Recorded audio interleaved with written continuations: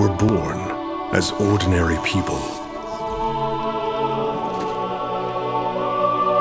In a country that had never known superheroes. But one day, they made a choice. Or the choice was made for them. They were created and sworn to protect their country, the people who would never know they existed. And when the Soviet Union fell,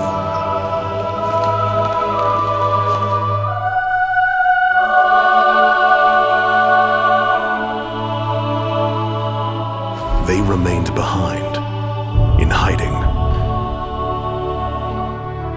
But now evil is rising from the shadows of the past, and they must prepare for the final battle.